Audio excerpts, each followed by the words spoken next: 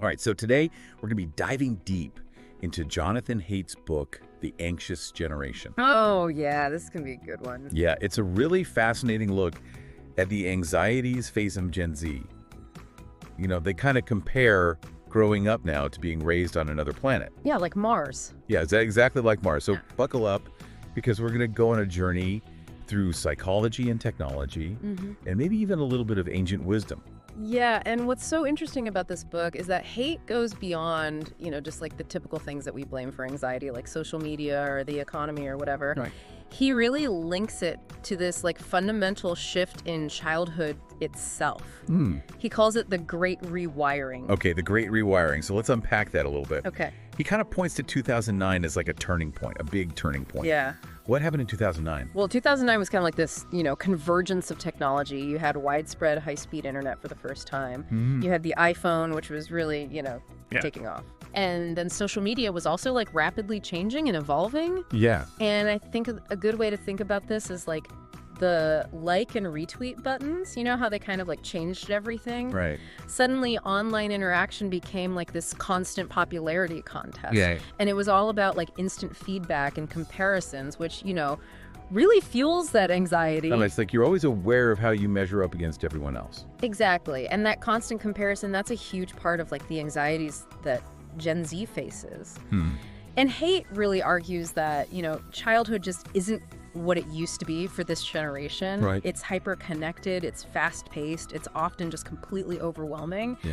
And that mismatch between, what they need as kids and the environment that they're growing up in, it makes them feel like they're on another planet. Like they're living on Mars. Exactly, like they're living on Mars. And there's actually another layer to this too. Okay. So we also have this rise of what's called safetyism and this decline of free play in the real world. Remember all the panic about stranger danger? Oh, yeah? I mean, that fear, while it's well-intentioned, it led to this decline in unsupervised play. Right. Kids couldn't just roam free and explore on their own anymore. Exactly. And Haidt really argues that this, combined with this, always connected lifestyle, it's really created this perfect storm for anxiety and depression. Yeah, and, the statistics are pretty alarming. I mean, around 2012, we see this really sharp increase in depression across all demographics. Yeah. And what's interesting is it happened after the 2008 financial crisis. Right. So it's not just about, threats in the world, it's something else. Right, exactly. Historically, like when we face threats collectively, it tends to bring people together. Yeah. But what's really depressing, Haidt argues, is that feeling of isolation and uselessness. Like you don't belong. And this ties back to that Mars analogy, that sense of being disconnected. Right. It fuels anxiety and depression. Like they're stranded on this like harsh, unforgiving planet with no way to connect back to Earth. Exactly. And one way to think about this is he talks about these two brain modes. Okay. Discover mode and defend mode. So in discover mode, we're open to new experiences. Right. But in defend mode, we're constantly on alert, like scanning for threats. Okay. And he argues that Gen Z is just far more likely to be stuck in this like defend mode. Interesting. Okay, so now let's talk about how the arrival of the smartphone in 2010 and then the explosion of social media platforms like Instagram in 2012. Yeah. How do those play into this whole defend mode situation? Okay, well, think about Instagram, right? Okay. It's all about sharing images of yourself, your life, your experiences, and this constant exposure to these like curated online lives. Yeah. It can really mess with your self-esteem, Right. especially for young people. Because everyone online just seems happier, more successful, and more attractive. Exactly. It really distorts what's called your sociometer. It's like our internal gauge of social standing. So social media basically makes the average seem so much higher than it is. So you're constantly comparing yourself to this like unrealistic ideal. Yeah.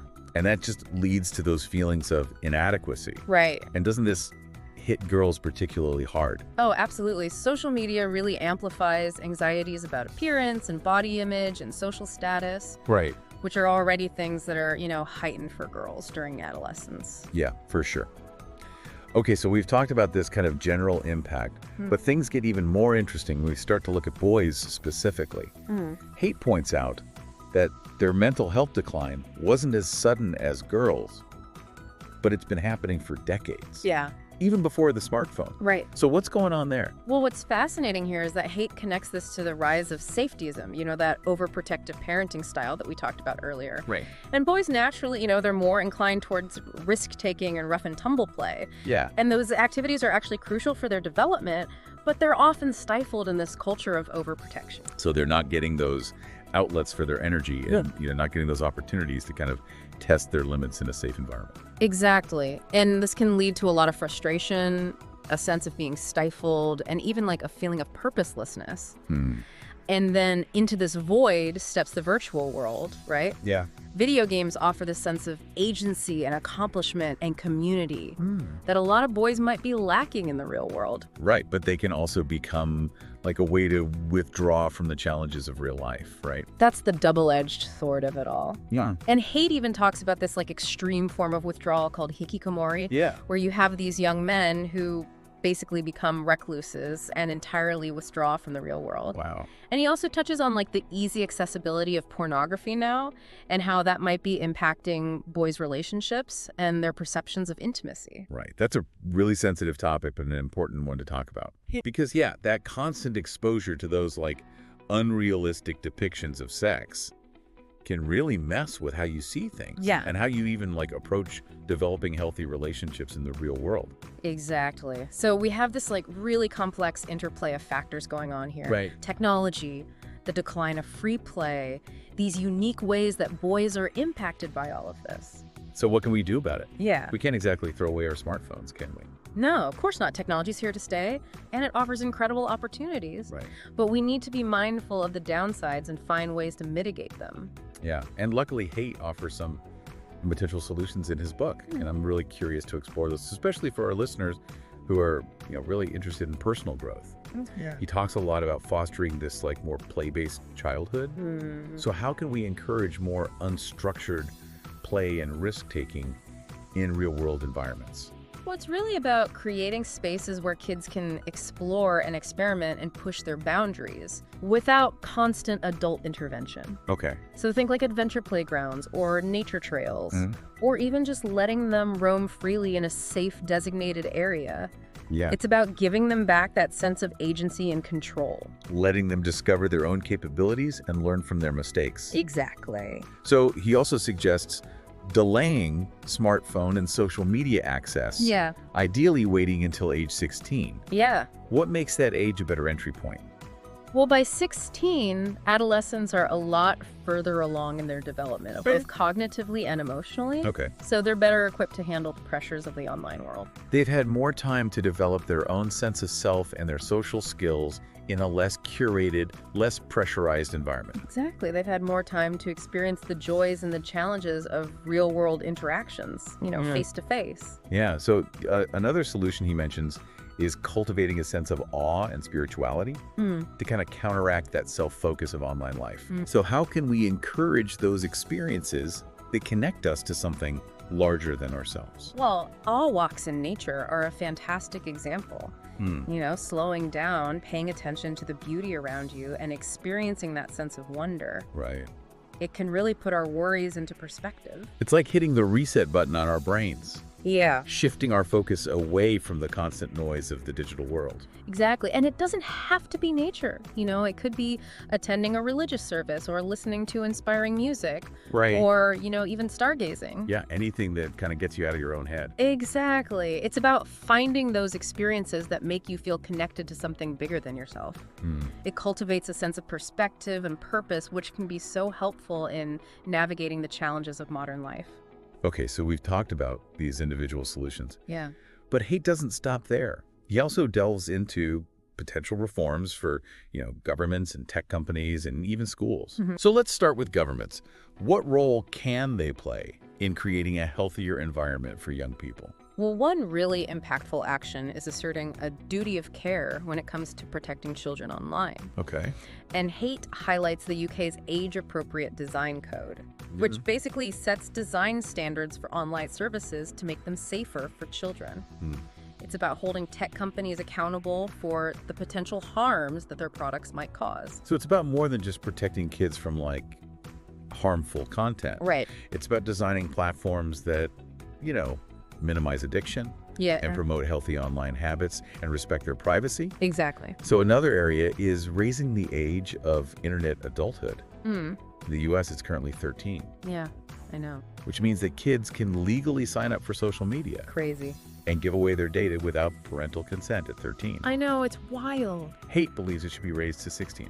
It makes sense. Yeah. It makes sense. 13 is so young. It really is. It gives them more time to develop those critical thinking skills and that digital literacy before they're fully immersed in the online world. Exactly. And it takes some of that pressure off of parents who are often fighting this like uphill battle against the allure of social media. Totally. He also argues for more robust age verification online. Because right now it's so easy for kids to lie about their age. Oh, yeah. So he suggests this system where parents can actually mark their children's devices as belonging to a minor. Oh, that's interesting. So that would encourage companies to develop more sophisticated age verification methods. Yeah. And it wouldn't inconvenience adults who aren't subject to those age restrictions. Right. Makes sense. And he also advocates for phone-free schools. Yeah. I mean, we've all seen those classrooms where students are more focused on their phones than the lesson. Oh, yeah. It's so common now. It's become the norm. Yeah. And it's not just about attention. It's about social interaction and learning to focus and creating an environment that's conducive to deep thinking. Absolutely. Schools have a responsibility to create a space where learning is prioritized. Right. And removing that constant temptation to check social media or get lost in that digital rabbit hole, it can make a big difference. I wonder if we'd see a decrease in anxiety and an increase in engagement if schools went phone-free. There's a growing body of research suggesting just that. Oh, wow. That's encouraging to hear. It is. So it's not just about restricting technology, it's also about offering alternative outlets. Right. And Haidt's a big proponent of bringing back free play, especially in schools. So imagine schools with, longer recess periods where kids are encouraged to engage in that unstructured, imaginative play.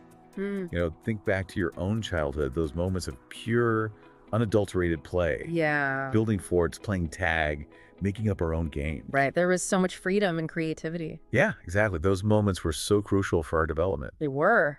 They helped us learn to problem solve and cooperate and regulate our emotions and build resilience. And it seems like those skills are even more important in today's world. They are. So free play is like one of the most powerful tools we can give them. I agree. And Haidt highlights the Let Grow project, which encourages schools to assign homework where students do something they've never done on their own before. Okay. So it could be walking the dog, making a meal, running an errand. Yeah. It's a great way to encourage parents to give their kids more independence and responsibility. Yeah. And it helps break down that fear that so many parents have about letting their kids out of their sight. It's about building trust, both in our kids and in our communities. Haidt also talks about creating more child-friendly environments in schools and communities. Yeah. And he mentions these playborhoods, where neighborhoods are actually designed to be more welcoming for kids. It's like reclaiming public spaces for play and exploration and social interaction. Yeah. So imagine parks with adventure playgrounds, streets with traffic calming measures, safe sidewalks for walking and biking. I love that. It's about creating a sense of community where kids feel safe to roam and just be kids. It is. It's about shifting our priorities and recognizing that investing in our children's well-being is investing in the future. Yeah. Okay, so we've covered those kind of societal level solutions. Right. But what about what parents can do at home? Okay. Haidt offers a lot of practical advice there. And one key thing he emphasizes is being more of a gardener than a carpenter. Okay. What does he mean by that? Well, it's a powerful analogy. So a carpenter takes a piece of wood and forces it into a specific shape. Okay. But a gardener creates an environment where a plant can thrive, providing the right conditions for growth and letting it develop in its own unique way. So it's about creating that supportive environment where kids can explore their interests and develop their skills and, discover their own potential. Exactly. Yeah. You're providing guidance and boundaries, but also giving them the space and freedom to make their own choices, learn from mistakes, and become resilient individuals. Okay, so give us a practical example of what that looks like. Okay, well, one practical piece of advice is delaying smartphones and social media. Right. We talked about waiting until 16, but even when you do introduce these technologies, it's crucial to set clear limits and expectations. Haidt emphasizes maximizing in-person activities and prioritizing sleep. Okay, so it's not just about screen time limits. Right. It's about ensuring that kids are getting enough physical activity, social interaction, and rest. Yeah. It's about creating that balanced lifestyle where technology enhances their lives and doesn't dominate them. Exactly. And remember, kids are watching us. Oh, yeah, for sure. We need to model healthy tech habits ourselves. Right. It's hard to tell them to put down their phones if we're constantly glued to ours. Exactly. We need to be mindful of our own screen time, set boundaries, and make time for those real-world connections and experiences that truly nourish us. Lead by example and show them that there's more to life than the digital world. So well said. Okay, so Haidt also encourages parents to foster a love of learning and exploration beyond screens. Encourage that they get a part-time job, nurture, and lead others engage in activities that spark their curiosity. Challenge them to grow. It's about helping them discover their passions, develop their skills, and contribute to something larger than themselves. Empower them to become active members of their communities online and offline. Exactly. Adolescence is all about exploration and experimentation, trying new things, pushing boundaries, and figuring out who they are. And that process can be messy and challenging. It can. But that's how they build resilience and independence and a strong sense of self. Absolutely. And our role as parents is to support them through that journey. To provide that safe and loving space where they can take risks, learn from their experiences, and blossom into the amazing individuals that they're meant to be. Well said. So Haidt brings up this really interesting point about how smartphones have actually changed the parent-child dynamic. So around 2012, when smartphones became really ubiquitous, parents gained the ability to track their children's movements constantly. Yeah, it's like having a GPS tracker on your kid. Right. And while that might offer some peace of mind, Sure. it can also create this distrust and anxiety on both sides. It can. It's almost like we've traded real trust and connection for this illusion of control. And that can backfire. Right. Because it can prevent kids from developing the independence and self-reliance that they need to thrive. It's a delicate balance. It is. We need to be intentional about how we use technology, both for ourselves and our children. So if we zoom out and we look at the big picture here, what are the key takeaways from the anxious generation? Okay. What should our listeners be thinking about? Well, I think the most important takeaway is that the rise of anxiety and depression in Gen Z, it's not just about individual choices or failings. Right. It's about this fundamental shift in how childhood is experienced in the modern world. Right. It's about the convergence of technology and parenting styles and societal pressures that have created this perfect storm of anxiety. Exactly. And it's not just about Gen Z either. Right. These trends are impacting all of us, changing the way we interact and work and even think. That's a wake-up call. It is. We need to be more intentional about the world that our children are inheriting. But it's not hopeless. Oh, not at all. Haidt offers concrete solutions at both the individual and societal levels. Yeah. That can help us create a healthier, more balanced, more fulfilling life for ourselves and for future generations. Absolutely. It's about reclaiming those essential elements of childhood, play, exploration, connection, and purpose, and integrating them into a world that's increasingly dominated by technology. Right. Finding that balance where technology enhances our lives without diminishing our humanity. So if the online world is a bit like living on Mars, Okay. how can we create a more Earth-like environment? That's the challenge. It requires us to be thoughtful and creative and collaborative. We need to step back and reassess our priorities and make conscious choices about how we're using these powerful tools. Right, remembering that technology is a double-edged sword. It is. And it's up to us to wield it wisely. Yeah. Real connection, real experiences, real growth that happens in the messy, unpredictable, often beautiful world outside our screens. That's where the real adventure lies. And speaking of adventures and personal growth, Okay. this deep dive into the anxious generation was brought to you by The Growth Reads, Yes. your go-to channel for personal development through the power of books. Each week, we explore insightful reads like this one, sharing key takeaways, thought-provoking discussions, and actionable advice to foster both personal and professional growth. Visit us at thegrowthreads.com to continue your journey of growth. Thanks for joining us on this deep dive. Thanks, everyone.